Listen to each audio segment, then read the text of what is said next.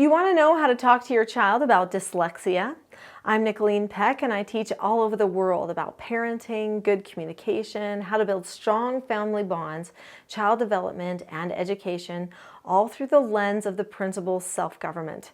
And in this video, we're talking about having sensitive conversations with our children about dyslexia. In this video, we're going to talk about dyslexia and some of my personal experience that I've had with children with dyslexia. And we're going to talk about what I did with them and what you can do with your children if they happen to be experiencing dyslexia. We'll also talk about what conversations that you can have with a child if they have a friend or another family member with dyslexia and they've noticed it.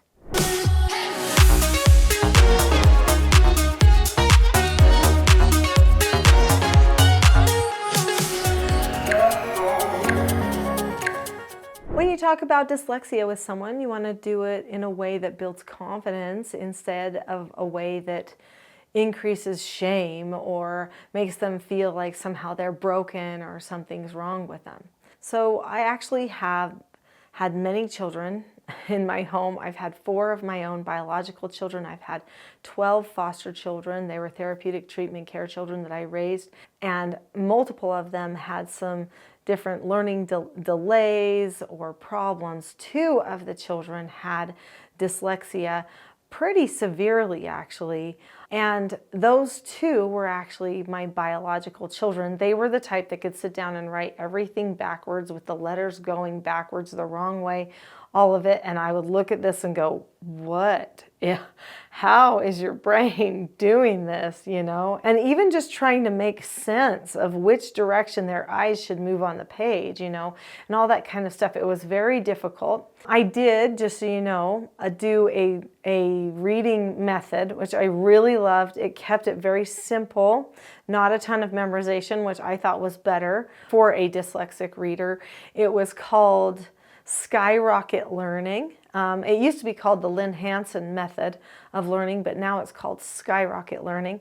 And there's some fun songs and stuff that you can learn so that you can recognize which sounds the words are going to make. And then they always put a little truck at the beginning of every line, and you drive your truck from left to right. I guess for you it's left to right this way, so that their eyes always know which way to go on the line, which is going to be very beneficial.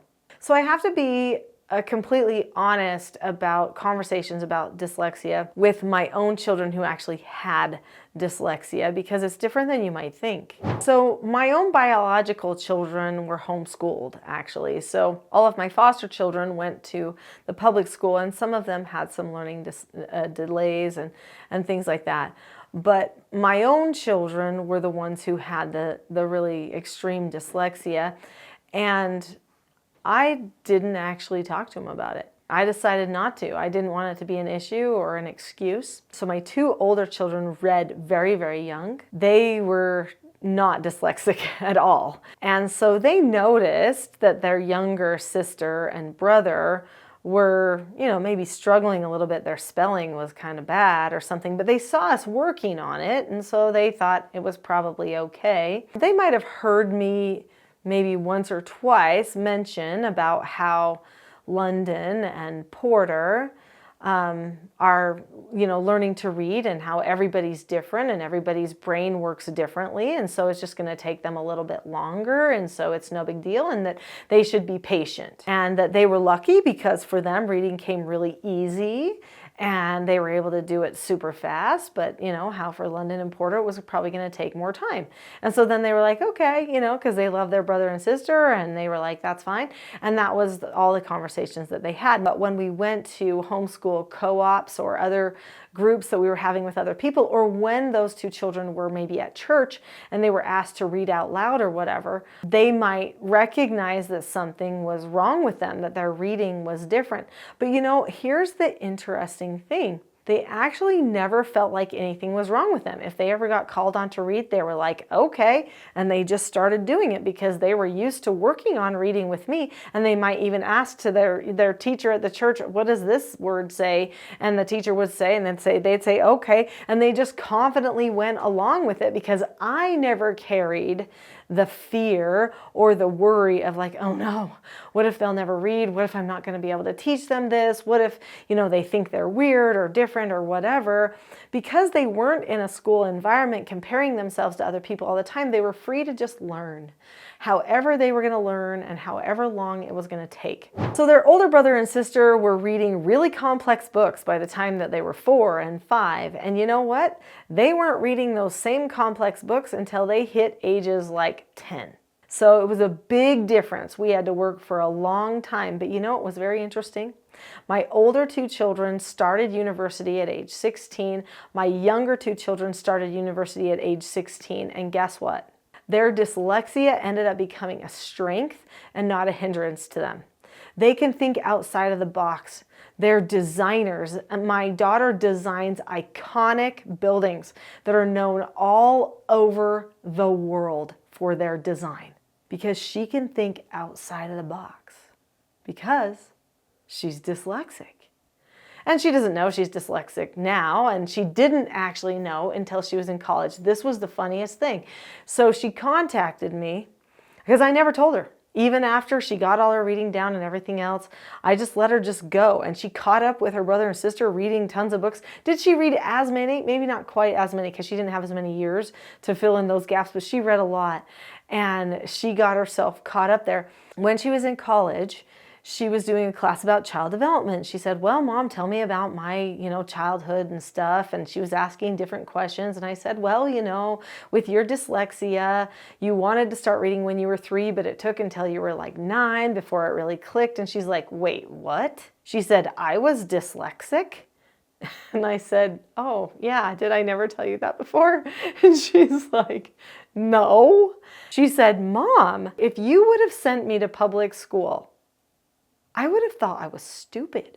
And I said, maybe, but you didn't. And you didn't know you were dyslexic and you just learned. And she's like, wow, I'm so glad I homeschooled. Now I know not everybody is going to be able to homeschool, but that worked out really well for us with the dyslexic situation. I'm not going to go into lots of detail about homeschool because there are videos on this channel that actually relate to homeschool. So let's say that your child is part of a group, maybe that's a church group, a learning group, a class, and they already know that something's different about them. They see everybody else having an easier time reading. Maybe they're more competitive. They don't want to have a hard time reading, but it seems to come harder for them, and so they feel ashamed, they feel worried. Maybe they're more socially aware of what's going on. Maybe somebody has already poked fun at them. That can be very difficult. And if you haven't had a conversation with them about reading speeds and about what dyslexia is, then now is the time that you're going to probably want to have that conversation because they do need to know what's going on and why it's different. Now, if it were at all possible, what I would do is I would say, you know what? Everybody learns at a different speed and everybody learns to read differently. Some people learn to read because of pictures. Some people learn to read because of how it sounds. Everybody has a different association with the letters and the sounds of putting together words and reading. And we all have to figure out how we are going to do it. And some people, it comes really, really fast for them. And other people have to work longer and harder at it, but that's okay. And so we're going to just work longer and harder at it, and your teacher's going to help you. And I would just make it sound like it's no big deal, we're going to get there. I would trust in each person's individual learning process.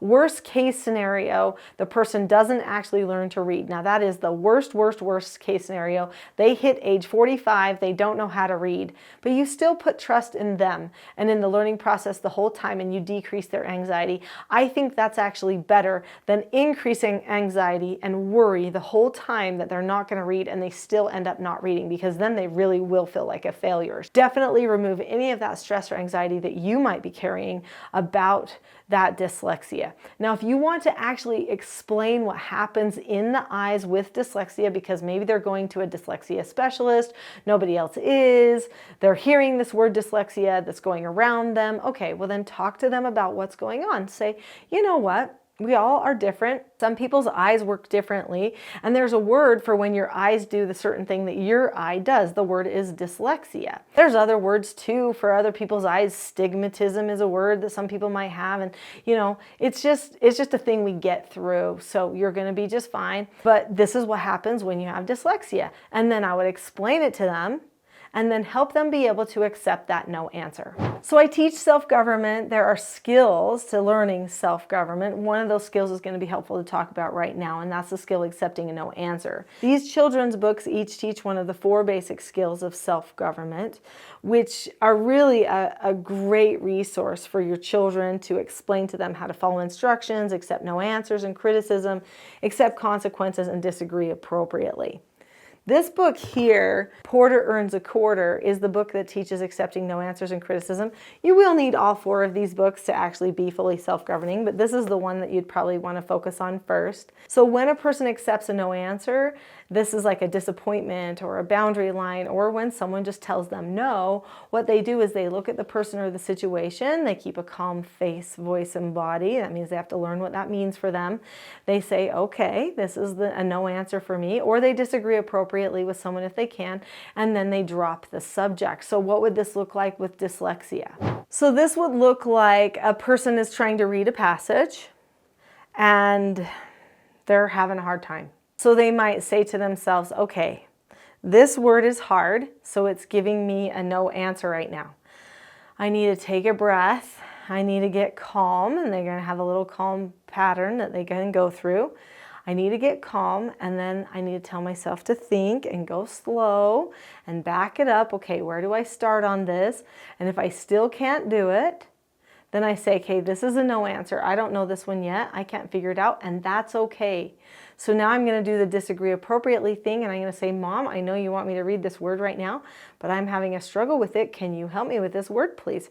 Then Mom's going to help, and or Dad's going to help work through this word. And now that they're going to be able to move on. And they didn't take it personal. That's how you know they're dropping the subject. Just because they couldn't get one word right, they're not like, oh, I'm no good.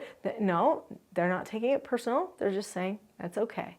So if they start to take it personal, if they don't drop the subject, then there's ways that you have to handle that to help them as well. And I'm going to talk about where to get more information about that coming up next. But first, one more thing. So let's say your child is not dyslexic. They just happen to know somebody who is dyslexic. Maybe it's their sibling or a really good friend, and they don't know how to process it. Well, that's when you can definitely sit down and say, hey, we all process things differently. I want to tell you about a different kind of processing now called dyslexia.